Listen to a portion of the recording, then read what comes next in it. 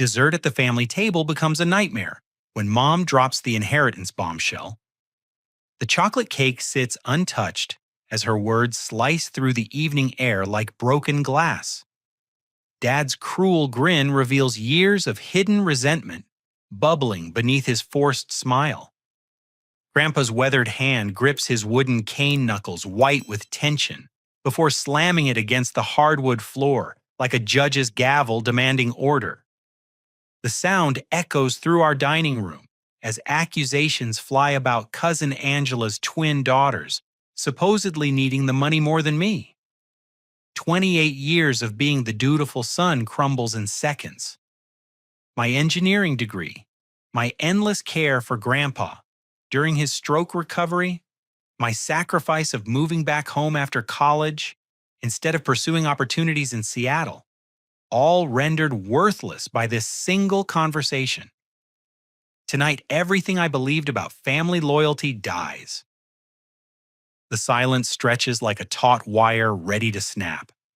Mom fidgets with her napkin, avoiding my stare, while Dad leans back in his chair with that same satisfied expression he wore when he beat me at chess as a kid. The familiar comfort of our dining room feels foreign now. The family photos lining the walls seem to mock me with their smiling faces. Let me understand this correctly. I say, my voice steadier than I feel inside. You've decided to give away Grandpa Walter's inheritance without even discussing it with me first. Mom finally looks up, her principal voice kicking in, the tone she uses with difficult students. Devin, this isn't about you personally. Angela's girls need college funds and you have your career established. You're young and capable. The irony hits me like a freight train. Young and capable.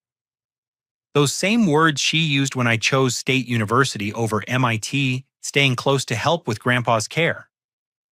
When I turned down the scholarship to play baseball at Arizona State because it meant leaving family behind. When I accepted a position with Henderson Engineering here in town, instead of the corporate offers in Chicago and Denver. Established. I laugh, but there's no humor in it. I've been living in a rental apartment for 3 years saving money to buy a house. Jessica broke up with me last year because she said I was too focused on family obligations. I put my entire life on hold for this family. Dad sets down his coffee cup with deliberate precision. That's exactly the problem, son.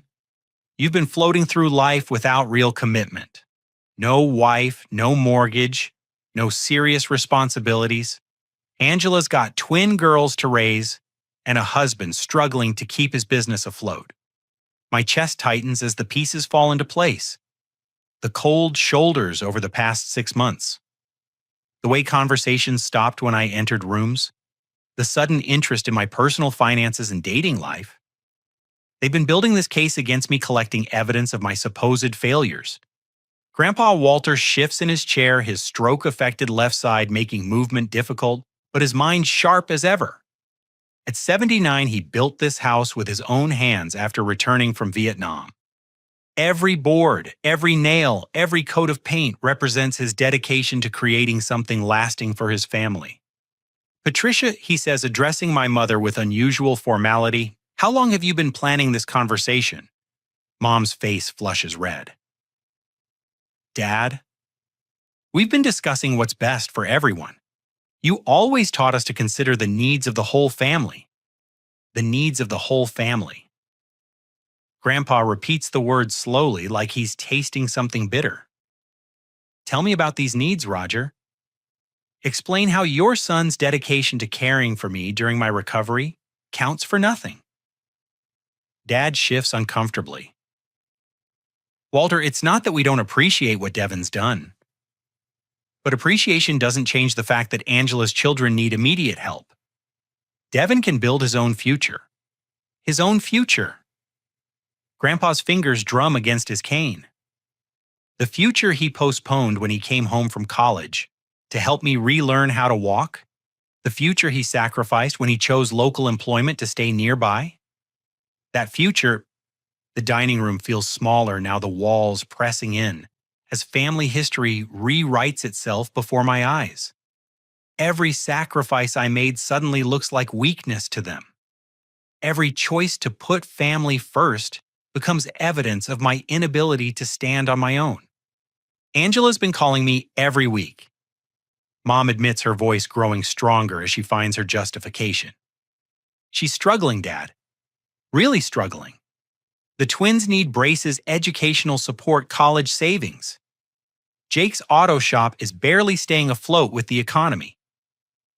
Every week, Grandpa repeats. For how long? Since spring? She's been keeping me updated on their situation, and I've been thinking about what we could do to help. 6 months. The timeline aligns perfectly with when my parents started treating me differently. When family dinners became interrogations about my life choices. When casual conversations turned into lectures about responsibility and commitment. Grandpa struggles to stand his cane, supporting his weight as he rises slowly from his chair. The effort costs him, but his determination is unshakable. Devin, I need to show you something downstairs. Patricia, Roger, clean up this mess. We'll continue this discussion shortly. The basement stairs creak under our weight as Grandpa leads me away from the continuing argument above. Each step takes us deeper into the foundation of this house, both literally and figuratively. Behind us, I can hear Mom and Dad's voices rising, their careful planning dissolving into blame and recrimination. At the bottom of the stairs, Grandpa moves with surprising purpose toward the old water heater in the corner. His good hand traces along the wall behind it until he finds what he's looking for, a small panel I've never noticed before. There are things about this family that you need to understand. He says, his voice carrying the weight of decades of secrets. Things your parents never bothered to learn because they were too proud to ask the right questions. The hidden panel swings open to reveal a small safe built into the concrete foundation. Grandpa's fingers work the combination with practiced ease muscle memory, overriding the slight tremor in his hands from the stroke. The metal door opens with a soft click, exposing neat stacks of documents and a small recording device. Your grandfather wasn't just a postal worker, Devin, he says, pulling out a thick folder. I was also a careful investor and a man who believed in documenting the truth. The first document makes my knees weak. It's a bank statement showing a transfer of $50,000 from Walter Harrison's savings account to Roger Harrison's business account, dated 3 years ago when Dad expanded his plumbing company. The memo line reads, Family Investment Loan. Dad never told me you loaned him money for the expansion, I whisper. He didn't want you to know. Pride is a powerful thing, Devin. Sometimes it blinds people to reality. More papers follow. A cashier's check for $22,000 made out to Patricia Harrison with education fund in the memo. Another for $15,000 labeled house down payment. Bank records showing monthly transfers of $800 over the past 4 years. I've been supporting this household more than anyone realizes, Grandpa explains. Your mother's principal salary and your father's business income look good on paper, but they've been living beyond their means for years. I've been the silent partner keeping everything afloat. The magnitude hits me like a physical blow. Every family dinner, every holiday gathering, every moment of pride in Dad's successful business and Mom's stable career, all built on Grandpa's hidden financial support. They don't know you've been helping them. They think the money comes from successful investments and lucky breaks.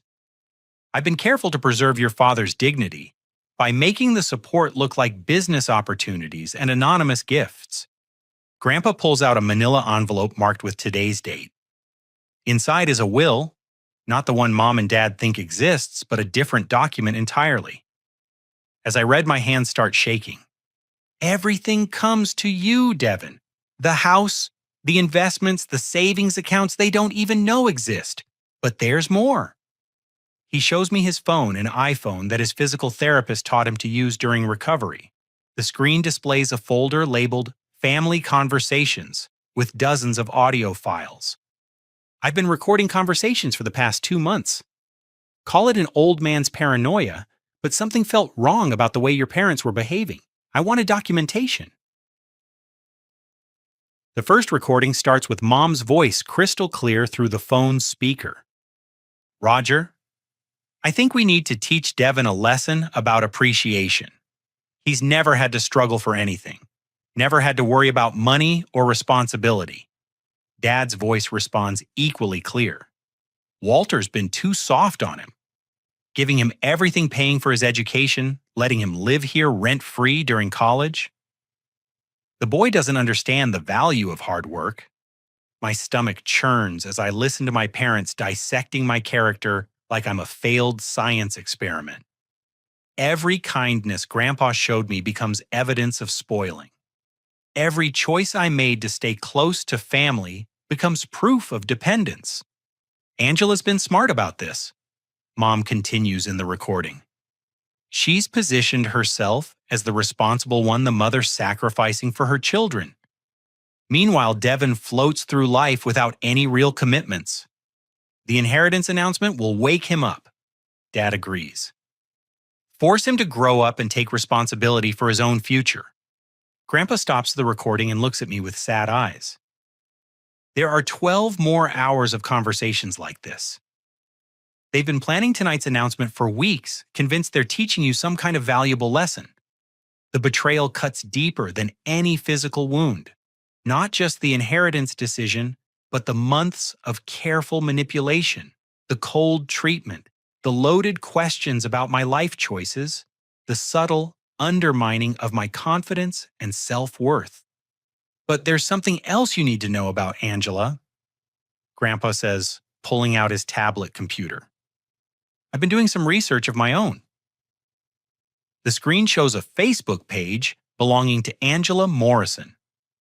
Recent photos display her and Jake standing beside a gleaming black Suburban with temporary dealer plates. Another image shows them at a resort in the Bahamas, cocktails in hand, posted just 3 weeks ago with the caption, "Sometimes you need to invest in yourself and take that vacation." Jake inherited Morrison Auto from his father 6 months ago, Grandpa explains. The business wasn't struggling, it was transitioning ownership. I called the dealership myself and spoke with their accountant. They've increased profits by 30% since Jake took over. My cousin Angela, the struggling single mother, fighting to survive vacationing in paradise while manipulating my mother into guilt over family responsibilities. The financial hardship story crumbles like sand through my fingers. She's been calling Mom every week, you said, every Tuesday at 7 p.m. I've been listening to Patricia's side of those conversations from the kitchen. Angela's been coaching her responses, teaching her what to say to justify the inheritance decision. Grandpa scrolls through his phone to another recording, this one from last week. Angela's voice comes through clearly. She must have been on speakerphone. Aunt Patricia. You have to make Devin understand that this isn't about punishment.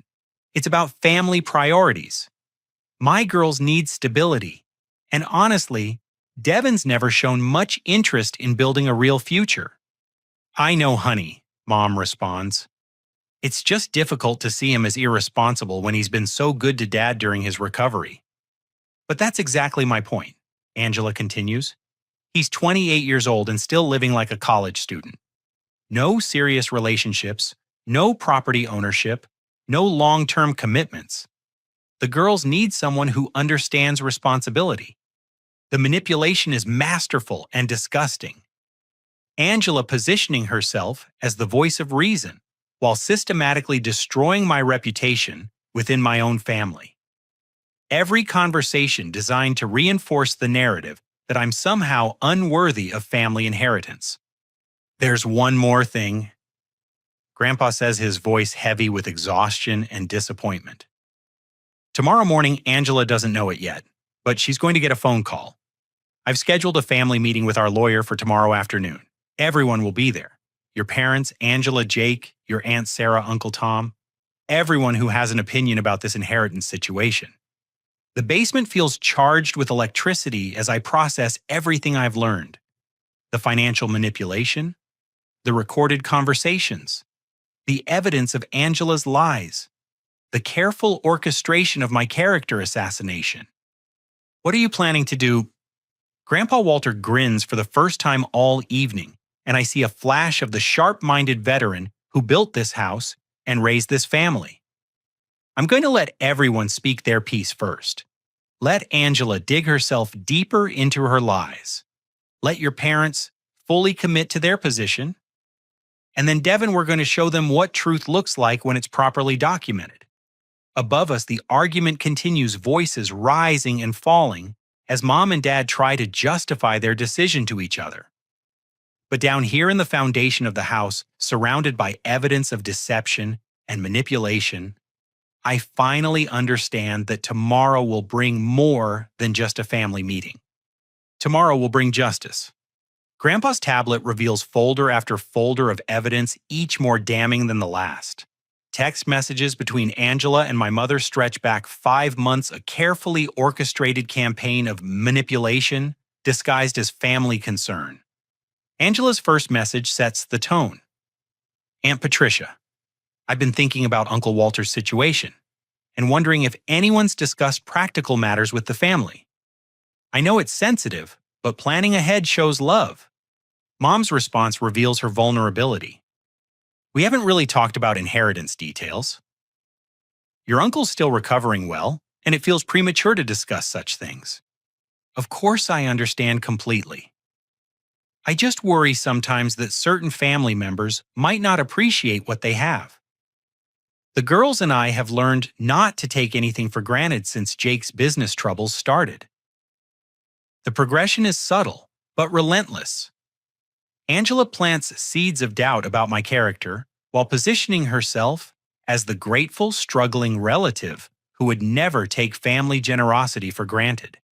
Each message builds on the previous one, creating a narrative where I become the ungrateful nephew who needs a wake-up call. Look at this one from 6 weeks ago. Grandpa says, pointing to a particularly revealing exchange. Angela, I drove past Devin's apartment complex yesterday while dropping the girls at their music lessons.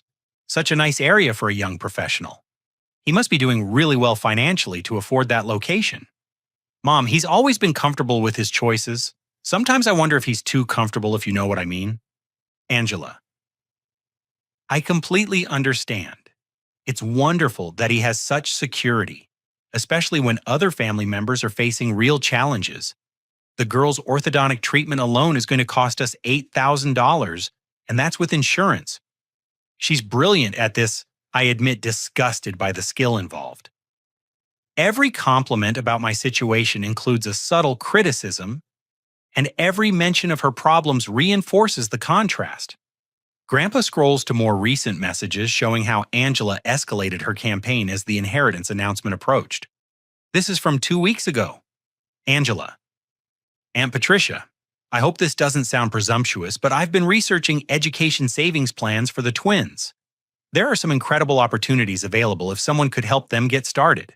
I know Uncle Walter loves all his grandchildren and wants the best for everyone. Mom, Dad's always been generous with family. What kind of opportunities? Angela, well, with the right initial investment, we could set up college funds that would guarantee the girls full scholarships to state universities. But it requires a substantial starting amount, something most families can't afford without help from older generations. The manipulation becomes transparent when you read it all together. Angela never directly asks for money, but she creates an emotional landscape where denying her children's future education seems cruel and short-sighted. She researched inheritance laws too. Grandpa says, showing me browser screenshots from Angela's phone that somehow ended up in his possession. Property transfers, estate planning, even legal challenges to will modifications. She's been planning this for months. The evidence folder contains photographs that make my blood boil. Pictures of Angela's house taken from the street show a beautiful 2-story colonial with professional landscaping, a 3-car garage, and a swimming pool visible in the backyard. The mortgage information Grandpa obtained shows they owe less than $60,000 on a property worth over $300,000. Jake inherited more than just the auto dealership, Grandpa explains. His father left him the family home, a rental property portfolio, and significant cash investments. They're not struggling, they're wealthier than your parents realize. More photos show the interior of Morrison Auto displaying rows of new and certified pre-owned vehicles, a state-of-the-art service facility, and a customer lounge that rivals luxury hotels. Jake didn't inherit a struggling business. He inherited a regional automotive empire. But the most interesting discovery, Grandpa continues, was this recording from yesterday afternoon. He plays an audio file captured from his hidden recording device, which apparently has much greater range than I realized. Angela's voice comes through clearly. She must have been in our driveway talking on her phone. "Mom, the announcement is happening tonight at dinner." Patricia finally agreed to the exact wording I suggested. Poor Devin won't know what hit him. Aunt Sarah's voice responds tinny through the phone speaker. "Angela, are you sure this is the right approach? Devin's always been good to Uncle Walter." "That's exactly the problem, Mom. He's been coasting on Grandpa's favoritism for years while the rest of us struggle. The twins deserve the same advantages he's had." "But honey, Jake's business is doing so well now. Do you really need Walter's inheritance?" Angela's laugh is cold and calculating. "It's not about needing it, Mom. It's about fairness. Devin's had every advantage handed to him on a silver platter. Time for someone else to benefit from Uncle Walter's generosity."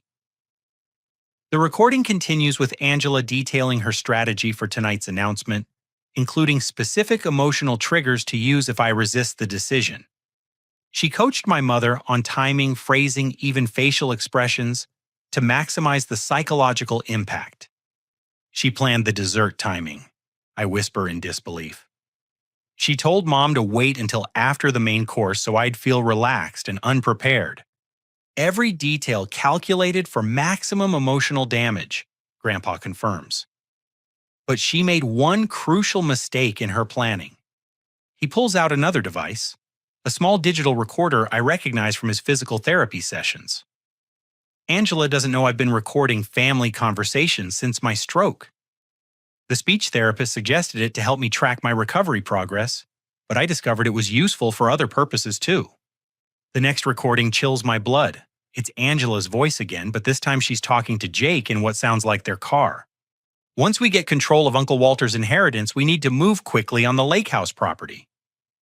The seller won't wait much longer, and I'm tired of renting vacation homes when we should own our own." Jake's voice responds, "You're sure Patricia and Roger will go through with this? It seems pretty harsh to cut Devin out completely. They're convinced it's for his own good. I've spent months building the case that he's irresponsible and ungrateful. By the time tonight's over, they'll feel righteous about teaching him a lesson." "What if Walter objects? He's 79 years old and still recovering from a stroke. How much fight do you think he has left in him? Besides, Patricia has power of attorney if his health deteriorates." The casual cruelty in Angela's voice as she discusses manipulating an elderly stroke victim makes my hands clench into fists. This isn't just about money. It's about power control and a fundamental lack of respect for family bonds. But here's where Angela's plan completely falls apart, Grandpa says with a grim smile. "She doesn't know about my real will. The document your parents think they're discussing doesn't exist anymore. I changed everything last month after I started suspecting their motives. He shows me the real will drafted with the family lawyer just 4 weeks ago. Not only does everything come to me, but there are specific provisions protecting the inheritance from any challenges based on claims of mental incompetence or family influence.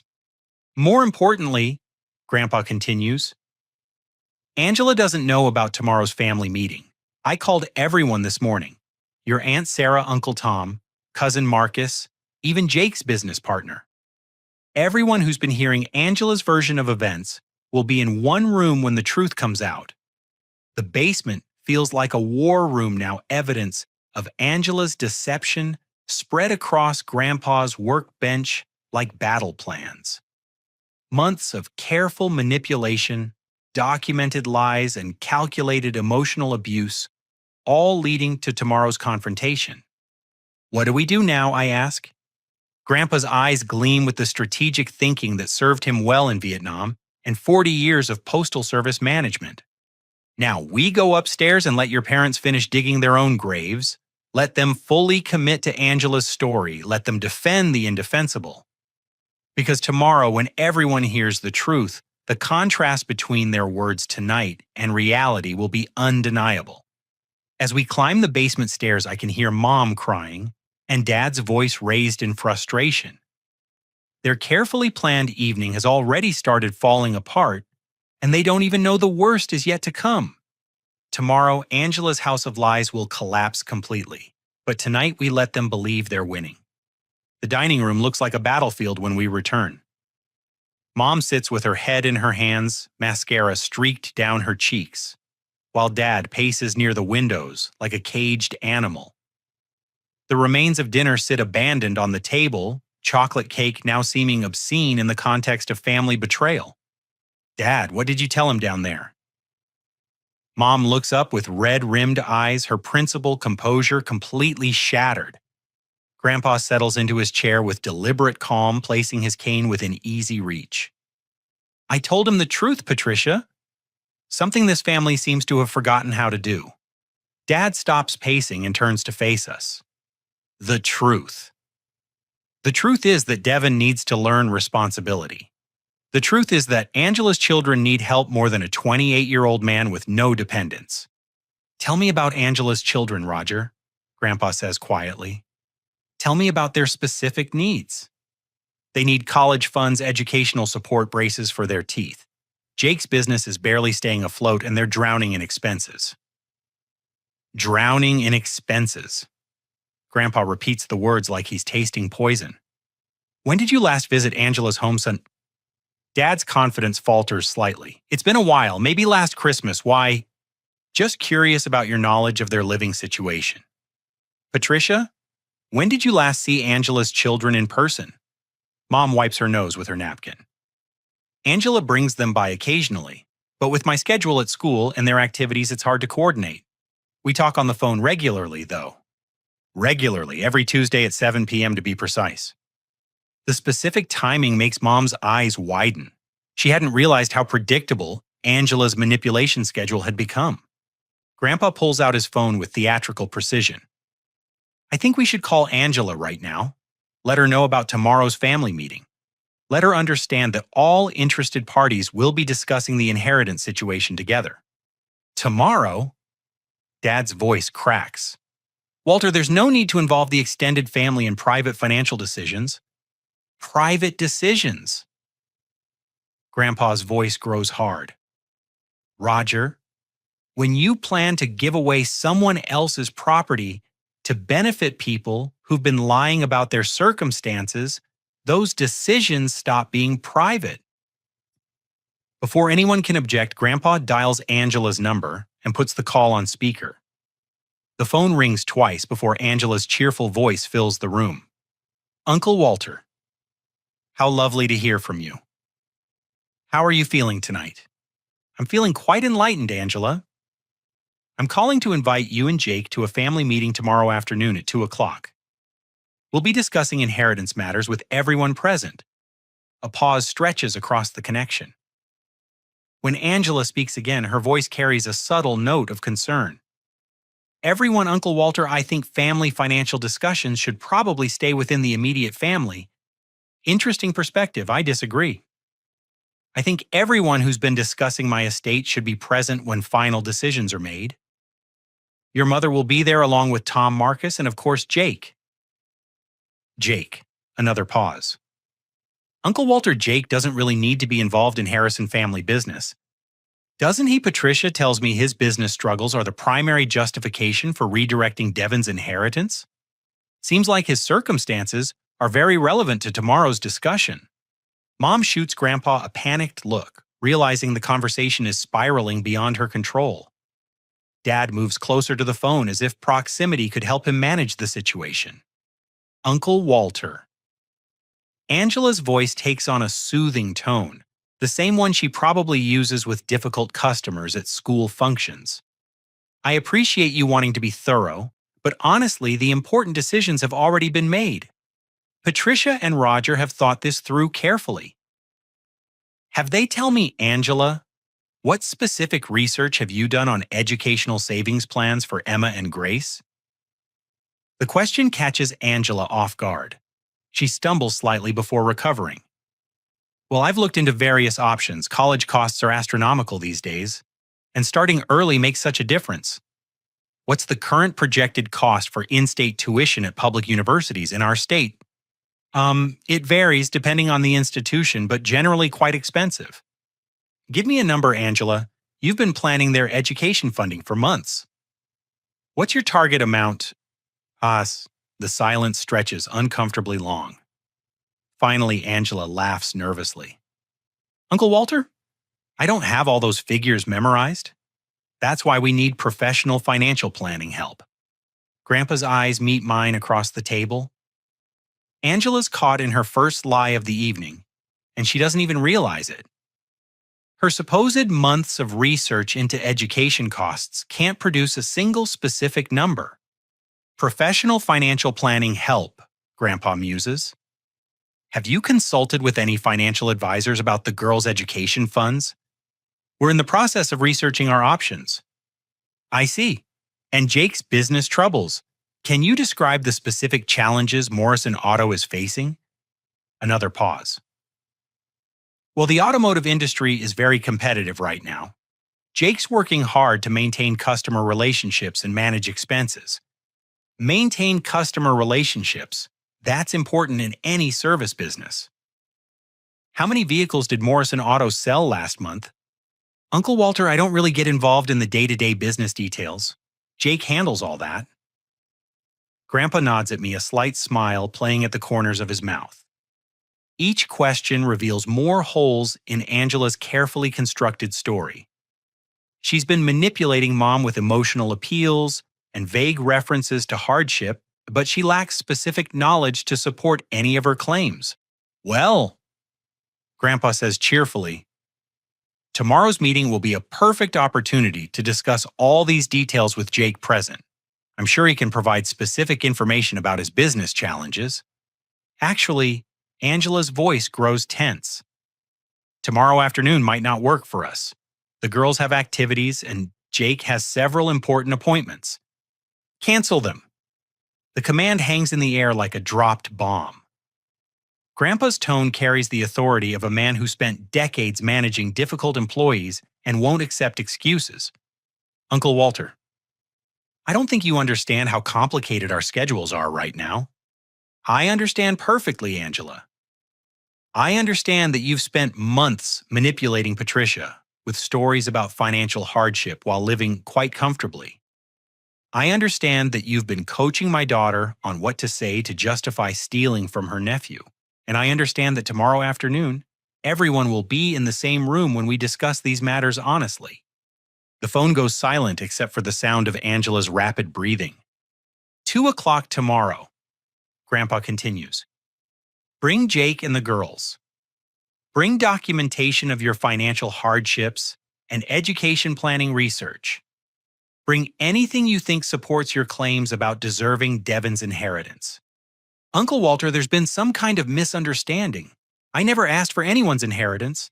I simply shared our family's challenges with Aunt Patricia because she cares about all her relatives. Shared your challenges. How thoughtful. Tell me, Angela, what specific challenges has your family faced in the past 6 months? The silence stretches so long, I wonder if the call has been disconnected. When Angela finally speaks, her voice sounds different, smaller, more careful. Uncle Walter, I think there's been some confusion about our conversations. Maybe we should discuss this privately rather than involving so many family members. Too late for privacy, Angela. You made this a public family matter when you decided to manipulate my estate planning. Tomorrow at 2 o'clock. Don't disappoint me. Grandpa ends the call and sets his phone on the table with satisfied finality. The dining room feels charged with electricity as the implications of tomorrow's meeting sink in for my parents. Dad, Mom whispers, What are you planning to do? Grandpa's smile would make a poker player proud. I'm planning to let everyone speak their truth, Patricia.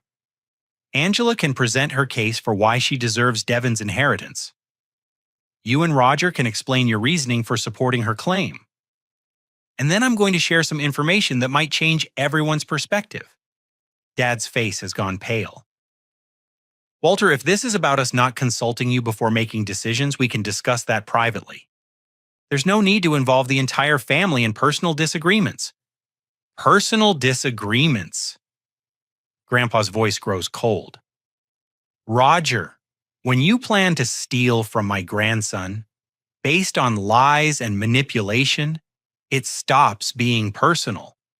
It becomes a family crisis that requires family intervention.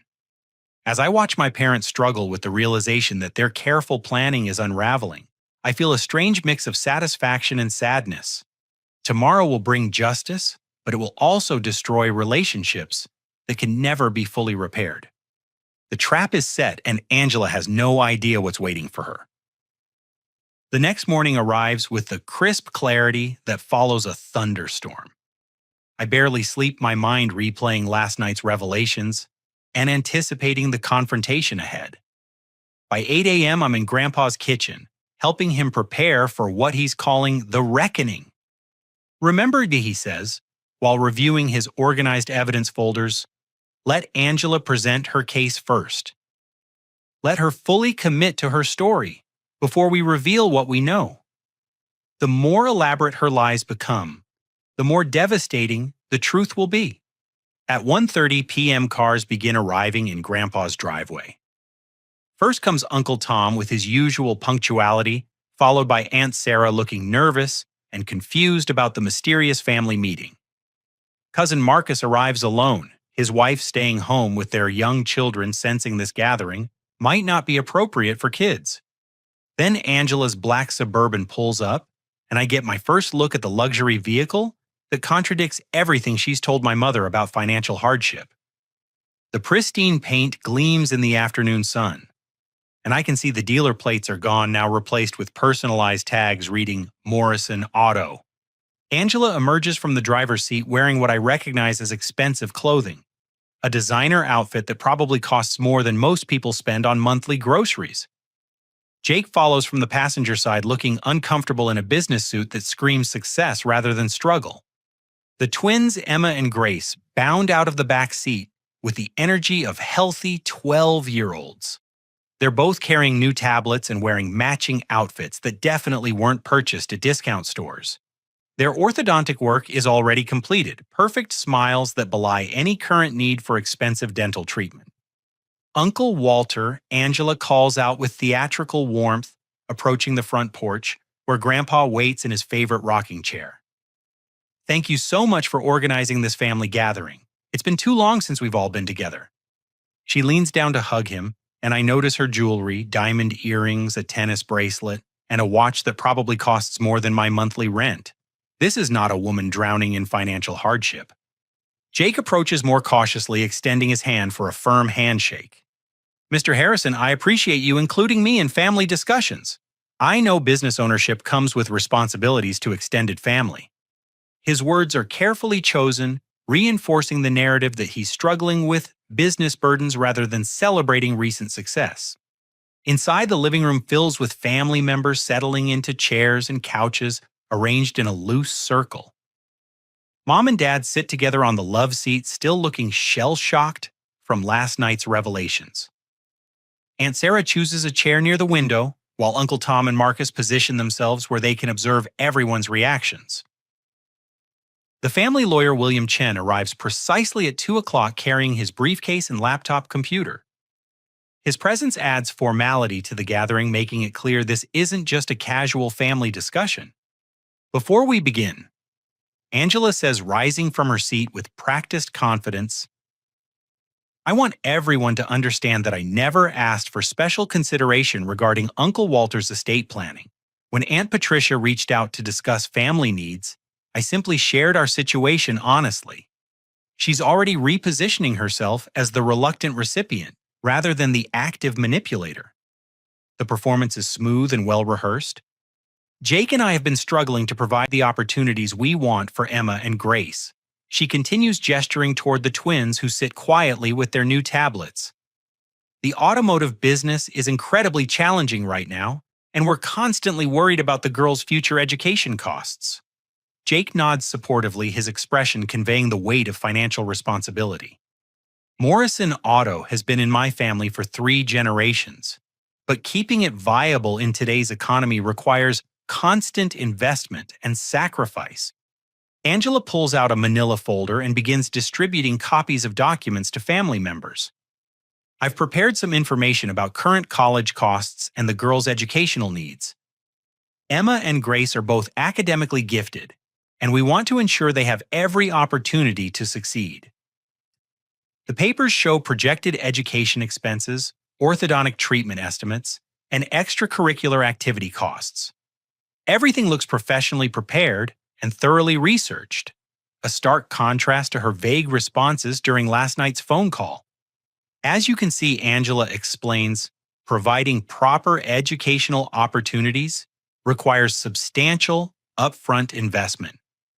Emma's interested in engineering programs and Grace shows exceptional talent in music composition.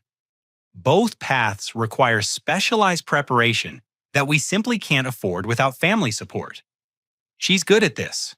Very good. The presentation hits every emotional trigger: children's dreams, educational opportunity, family responsibility, grandparent legacy.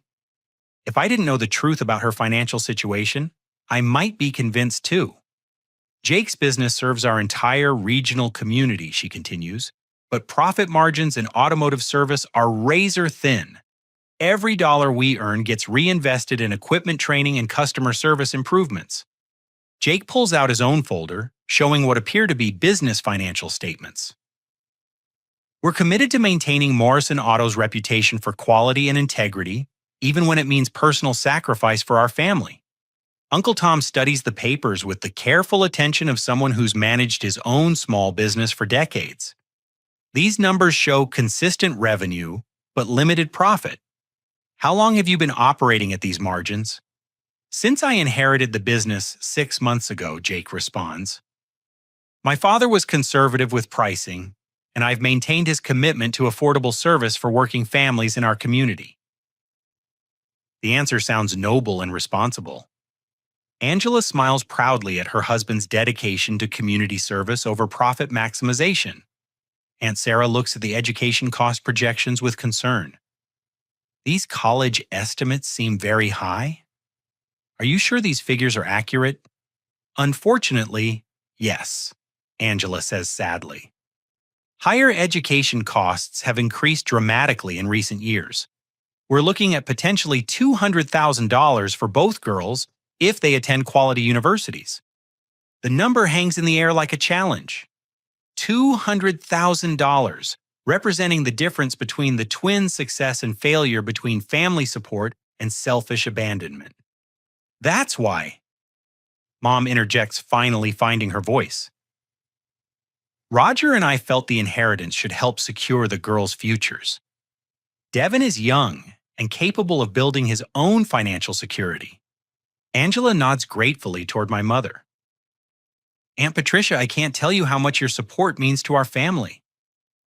We never expected such generosity, but knowing Uncle Walter's legacy will help Emma and Grace achieve their dreams makes this even more meaningful. The performance is masterful.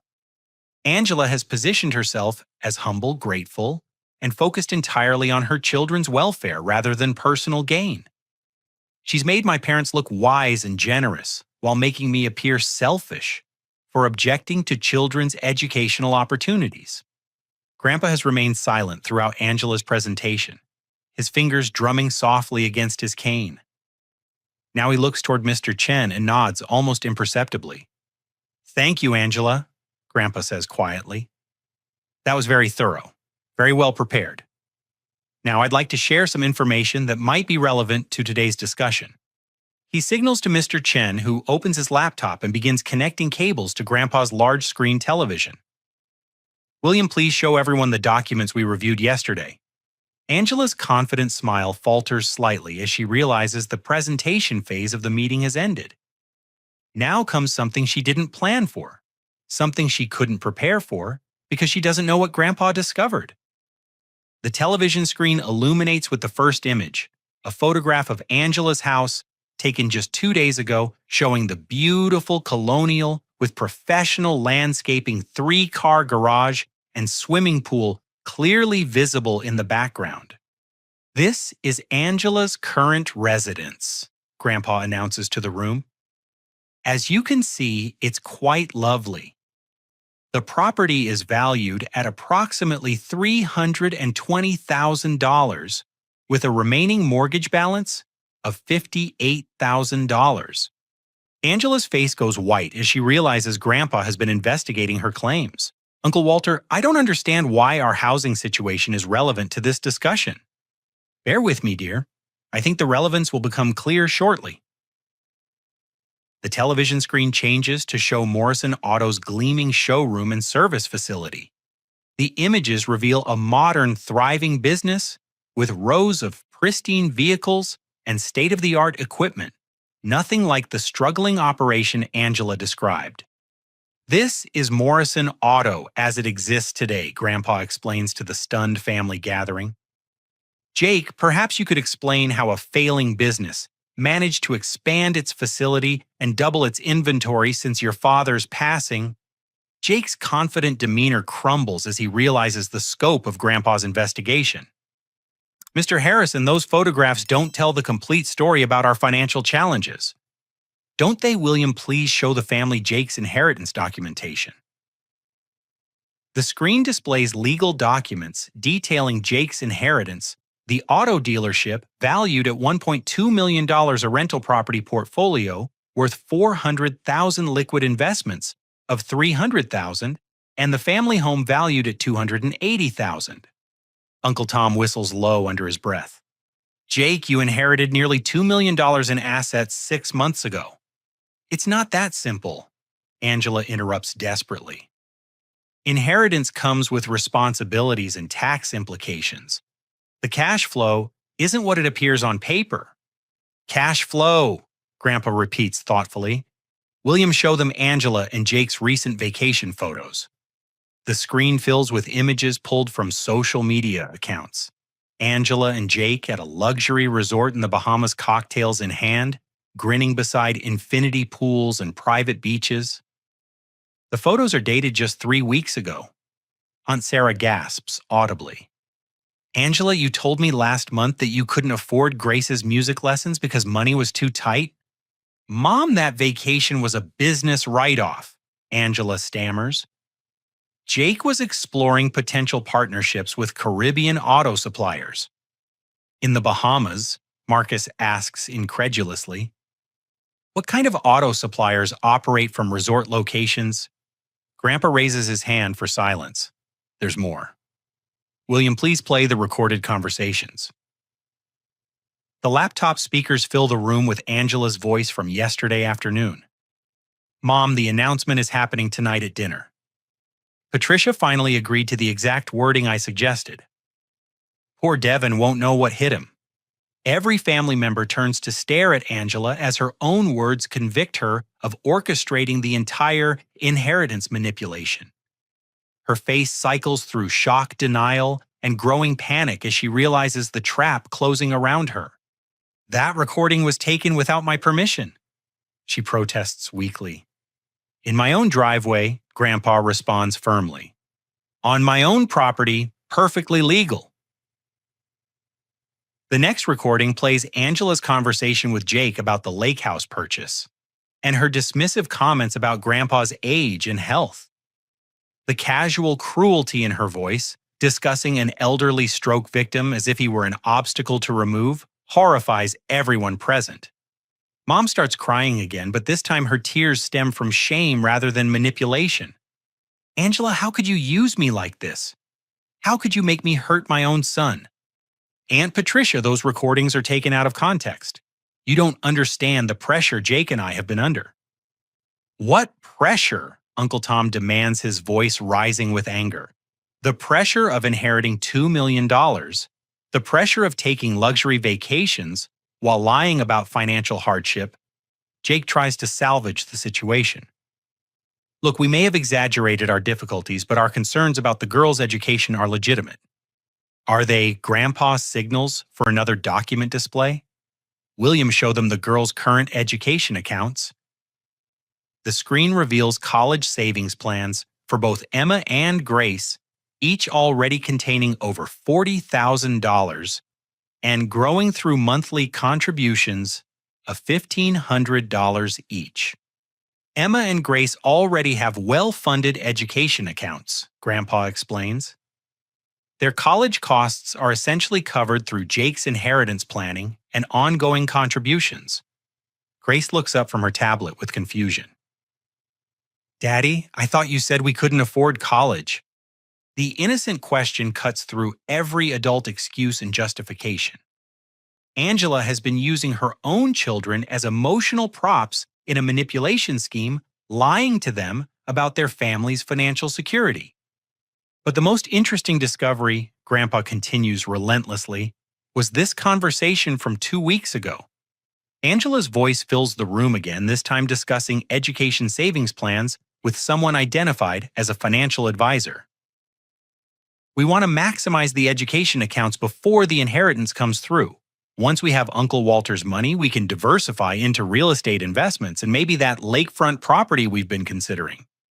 The recording destroys any pretense that this was about the children's welfare.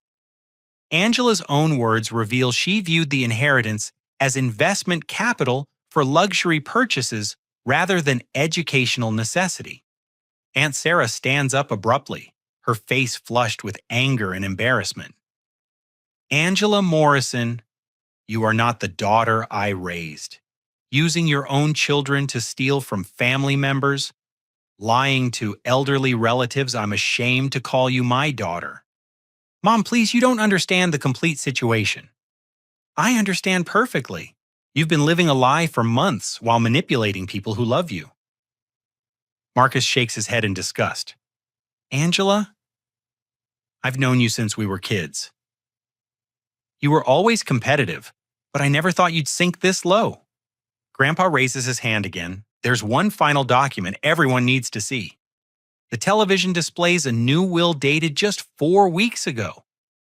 As the family reads the contents, Angela's face goes ashen. Not only does everything go to me as originally planned, but there are specific provisions preventing any legal challenges based on claims of mental incompetence or family influence. This is my actual will, Grandpa announces. The document Patricia and Roger thought they were discussing never existed. I've been testing this family's character for months, and most of you have failed spectacularly. Dad finally finds his voice, though it sounds hollow and defeated. Walter, we thought we were doing what was best for the family. Did you, or were you doing what was easiest? What allowed you to avoid difficult conversations about Angela's manipulation? Mom looks at me with desperate eyes. Devin, I'm so sorry. I don't know how I let myself believe such terrible things about you.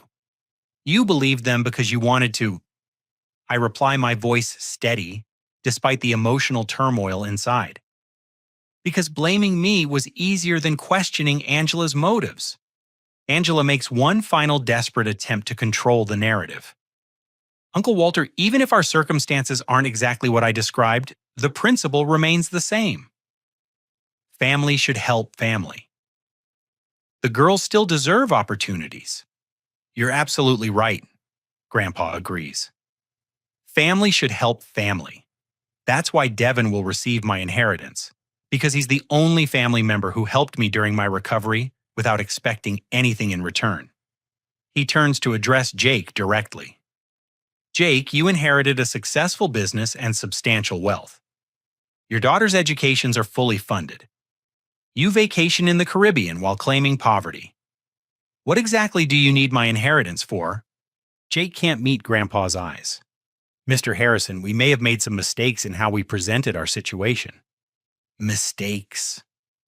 Uncle Tom laughs bitterly. You've been running a con game on an elderly stroke victim. This goes way beyond mistakes. The room falls silent except for the sound of Mom's quiet crying and the twins whispering to each other slowly, understanding that their parents' behavior has caused serious family damage. Grandpa struggles to stand his cane, supporting his weight as he addresses the room with final authority. This meeting is concluded. Angela, Jake, you are no longer welcome in this house until you make genuine amends for your behavior. Patricia, Roger, you have significant rebuilding to do with your son. He looks directly at me with pride shining in his eyes. Devin, tomorrow we're meeting with my business attorney to discuss a partnership opportunity I've been developing. Your inheritance was never in question, but your future is about to become much brighter. As Angela and Jake gather their belongings and shepherd the confused twins toward the door, the magnitude of their scheme's collapse becomes clear. They came here expecting to finalize their inheritance theft and leave as family heroes. Instead, they're departing in disgrace, exposed as manipulators and liars. Justice, it turns out, tastes better than any inheritance ever could. 6 months later, the autumn sun filters through the windows of our new office. Harrison Sustainable Construction, a partnership between Grandpa Walter's investment capital and my engineering expertise. The business specializes in energy-efficient home renovation and green building technology, combining Grandpa's decades of construction wisdom with modern environmental engineering. The transformation in our family relationships has been as dramatic as the business success. Mom enrolled in counseling immediately after the inheritance meeting, determined to understand how she became susceptible to Angela's manipulation. Through therapy, she discovered that her lifelong desire to be seen as the good daughter made her vulnerable to anyone who appealed to her sense of family responsibility. I wanted so badly to be the one who solved everyone's problems. She explained to me during one of our weekly dinner conversations that replaced the stilted interactions of the past year. Angela knew exactly which buttons to push to make me feel important and needed. Dad's journey toward rebuilding our relationship took longer. His pride struggled with admitting he'd been manipulated, and his traditional views about masculinity made apologizing difficult. But watching me succeed in the new business partnership gradually earned his respect in ways that family obligation never could. You built something real, he told me last month while touring our latest project, a complete energy retrofit of a 1920s craftsman home. Not just inherited, not just given to you, but actually created with your own skills and vision. The moment marked a turning point in our relationship. For the first time, Dad saw me as a fellow businessman rather than a perpetual dependent.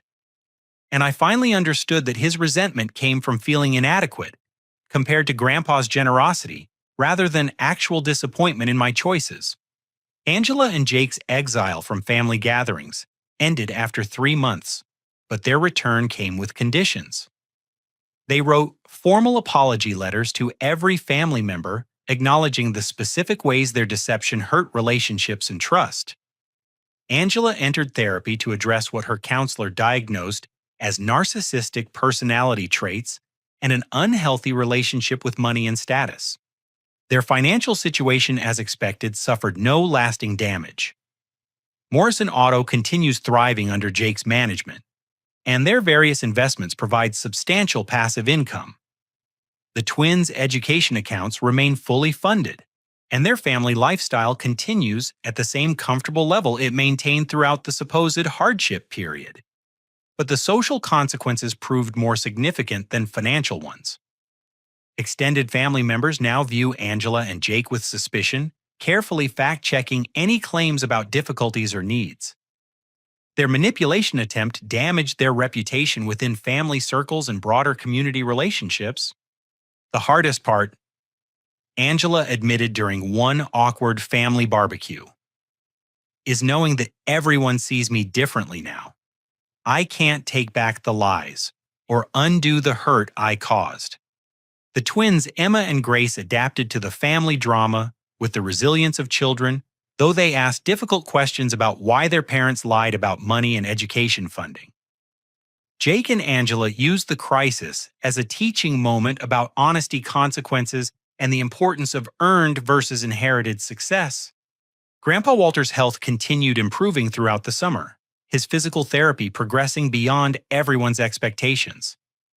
The family crisis seemed to energize him, giving him purpose beyond recovery, and demonstrating that his mental acuity remained sharp despite the stroke's physical effects. Sometimes families need a good shaking to remember what really matters, he reflected while reviewing architectural plans for our next construction project. You handled that whole situation with more maturity than adults twice your age. Our business partnership has exceeded every projection. The combination of his investment capital, my engineering background, and our shared commitment to quality craftsmanship has created opportunities neither of us could have achieved independently. We've hired 6 employees, including 2 recent engineering graduates, who bring fresh perspectives to sustainable building practices. The inheritance that started this entire conflict now funds meaningful work that benefits our community. Rather than simply receiving money, I'm using it to create jobs, improve housing efficiency, and build something lasting that honors Grandpa's legacy of hard work and family investment. Uncle Tom joined our advisory board, providing business management expertise from his own entrepreneurial experience. Cousin Marcus refers clients through his insurance agency, helping expand our customer base throughout the region. Even Aunt Sarah contributes by connecting us with her network of retired teachers who need home accessibility modifications. The family meetings that began as Angela's manipulation tool evolved into monthly gatherings, focused on supporting each other's genuine goals and celebrating authentic achievements. We share business updates, relationship milestones, and personal challenges without the undercurrent of competition and resentment that poisoned previous interactions. Last week, Angela approached me privately at one of these gatherings. "Devin, I know my apologies will never be enough, but I want you to understand something. Watching you build this business from nothing has been humbling. I thought inheritance meant you'd gotten everything handed to you. But I realize now that gifts only matter when they're used to create something meaningful." Her acknowledgement felt genuine, though our relationship will never return to its previous closeness. Trust once broken by calculated deception requires years to rebuild and constant demonstration of changed behavior. The most unexpected development came from Jake's business expansion. Morrison Auto now partners with Harrison Sustainable Construction on electric vehicle charging station installation and hybrid vehicle service training. Our former adversaries became business collaborators. Though professional necessity, rather than personal affection, drives the cooperation. It's good business for both our companies, Jake explained during contract negotiations. Personal history doesn't have to prevent profitable partnerships. The pragmatic approach suits everyone involved. We can work together professionally while maintaining appropriate emotional distance, focusing on mutual benefit rather than attempting to restore damaged personal relationships. Mom returned to her principal duties with renewed energy and perspective. Her experience with manipulation made her more sensitive to similar patterns among her students and their families, helping her identify and address bullying, peer pressure, and parental manipulation before they escalated into serious problems. Understanding how I was deceived helps me protect kids from similar situations, she explained. Sometimes painful personal experiences become useful professional tools. Dad's plumbing business benefited indirectly from our construction partnership through subcontracting opportunities on larger renovation projects. Working together professionally helped rebuild our relationship, gradually allowing mutual respect to develop through shared accomplishments rather than forced family interactions. The legal protections Grandpa built into his estate planning proved unnecessary. No one contested the inheritance once the truth about Angela's manipulation became public, and family relationships stabilized around acceptance of his documented decisions. Mr. Chen, the family lawyer, used our situation as a case study in his estate planning seminars, illustrating how careful documentation and strategic revelation can protect elderly clients from family manipulation attempts. He changed his standard procedures to include more thorough investigation of beneficiary circumstances and family dynamics. As I write this, Emma and Grace are thriving as high school freshmen, their college accounts continuing to grow through Jake's monthly contributions and investment returns. They've learned valuable lessons about honesty and the consequences of deception, though they're too young to fully understand the complexity of adult motivations and family dynamics.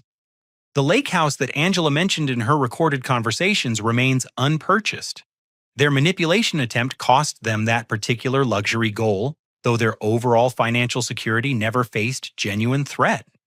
Looking back on that devastating dinner conversation 9 months ago, I realized the crisis became a gift in disguise. It revealed true character, strengthened genuine relationships, and eliminated toxic family dynamics that had been poisoning our interactions for years.